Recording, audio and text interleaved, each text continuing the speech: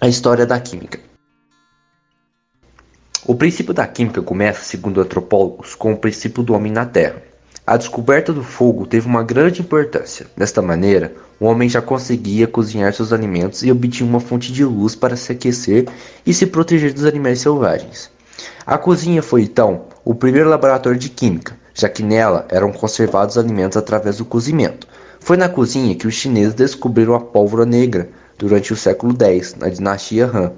A descoberta foi feita por acidente, já que os alquimistas da época tentavam encontrar o elixir da longa vida. Para o filósofo grego Aristóteles, 384 a.C.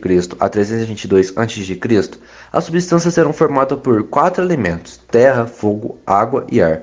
Mas ao mesmo tempo acreditava na existência de uma partícula fundamental, o átomo.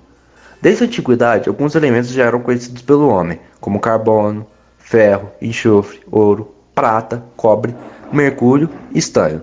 Mais tarde foram descobertos os elementos arsênio, antimônio, bismuto, zinco, cobalto e fósforo.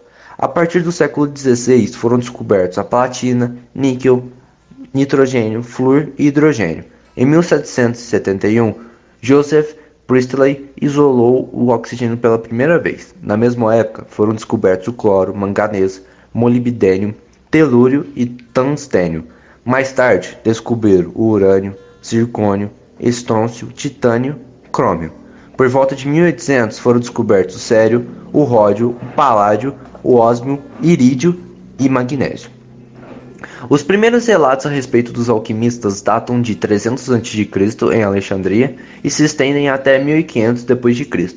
As pessoas adeptas a essa crença utilizavam e uniam o conhecimento em diversas áreas, ciências, religião, astrologia e medicina, para encontrar a pedra filosofal, ou elixir da longa vida, que teria o poder de transformar todos os metais em ouro e conceder a vida eterna.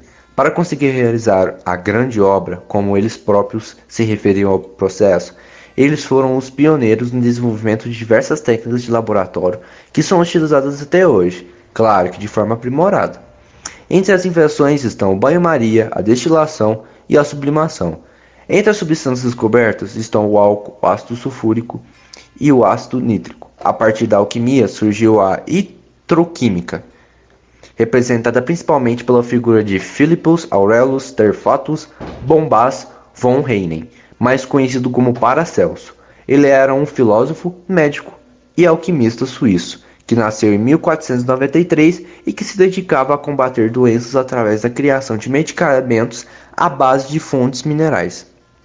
Podemos dizer que Robert Boyle e Anthony Laurent Lavoisier foram primordiais para a consolidação e transição da química para o patamar de ciência.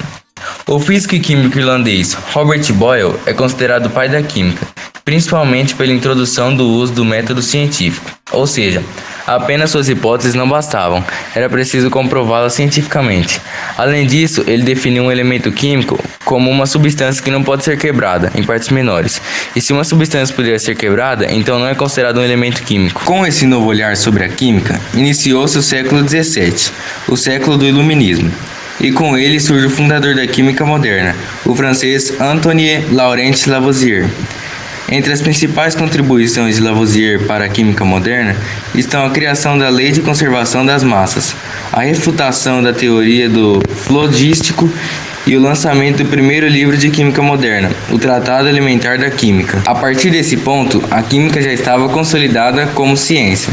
Então retornou-se ao estado da constituição da matéria, aos modelos atômicos. Em 1800, John Dalton, baseado inclusive na lei de conservação das massas proposta por Lavoisier, lançou seu modelo atômico que considerava o átomo como uma partícula indivisível, entre os outros aspectos. Após ele, em 1897, foi a vez de J. J. Thomson, que sugeriu que o átomo era uma esfera positiva, que contenha elétrons em toda a sua superfície, modelo que logo foi considerado inadequado. O terceiro modelo atômico sugerido foi o de Ernest Rutherford, e que posteriormente foi aprimorado por Niels Bohr.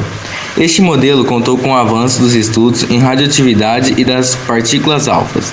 A ideia agora era que o átomo continha um núcleo e uma atmosfera que foram descobertas a partir do experimento com uma lâmina de ouro bombardeada por partículas alfas. Em paralelo a esses avanços no estudo das estruturas atômicas, se desenvolviam os estudos a respeito da tabela periódica e da radioatividade. No que tange à história da tabela periódica, temos como precursor Johann Dobereiner, que criou a lei de triades, John Newlands, que criou a lei das oitavas, e Dmitry Ivanovich Mendeleev, que encontrou o fator da periodicidade como fundamental para o disposto dos elementos. Por fim, em 1913, Henry Moseley definiu o número atômico como guia para a disposição dos elementos na tabela periódica. Na área da radioatividade, os principais estudos foram desenvolvidos por Henry Becquerel e Mary Curie e seu marido Pierre Curie. O cientista Becquerel, entre outras coisas, comprovou a emissão de radiação a partir do elemento urânio, e Mary Curie foi responsável pela descoberta de dois elementos químicos conhecidos pelo seu alto índice de radiação, o rádio e polônio. Com a união da teoria com a experimentação, a química obteve grande êxito nos 2 últimos séculos e hoje em dia é parte fundamental no desenvolvimento do mundo moderno. A indústria atualmente só tem sucesso no desenvolvimento de novos produtos, por ter se voltado para o desenvolvimento químico e tecnológico.